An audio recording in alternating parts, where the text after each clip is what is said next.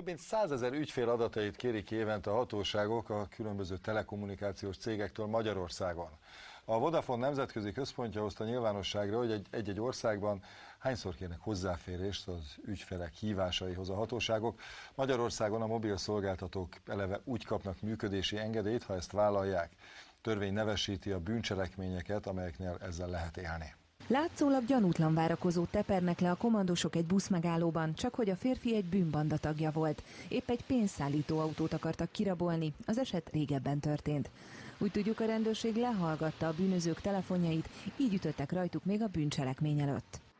Ebben a parkolóban pedig a BKV akkori jogi igazgatóját érték tetten, amikor pénzt fogadott el egy a közlekedési vállalattal szerződésben álló cég munkatársától.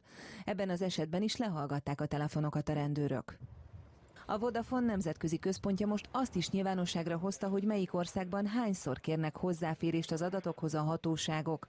A brit The Guardian című lapban megjelent cikkből kiderült, Magyarországon egy évben 76 000-szer fordul elő hasonló eset. Megkérdeztük a többi hazai szolgáltatót is. A Magyar Telekom néhány 10 000 megkeresésről tájékoztatott. A Telenor pontosabb volt, tőlük tavaly 40 000 esetben kértek adatot ügyfelekről.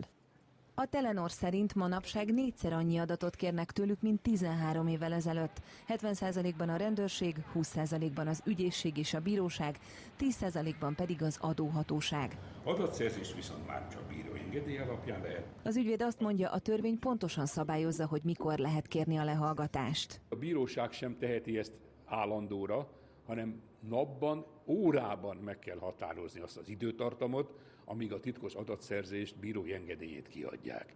Ezt megelőzően és ezt követően a beszerzett információkat meg kell semmisíteni. Ezek az információk nem használhatóak fel. A szolgáltatóknak pedig együtt kell működniük a hatóságokkal. A távközlési mérnök azt mondja, eleve így tervezik a telefonos rendszereket. A hatóságok irányába elsősorban központilag történik a lehallgatás biztosítása, tehát főközponti szinten ezt úgy kell elképzelni, mintha nekem a telefonközpontomban lenne egy csatlakozó, amin keresztül hozzáférhetőek a hívások és lekérhetőek a beszélgetések tartalmai. Vagyis nem a készüléken múlik. A szakember szerint az ilyen lehallgatást nem lehet észrevenni, viszont ma már számos olyan technikai megoldás létezik, amellyel meg lehet akadályozni.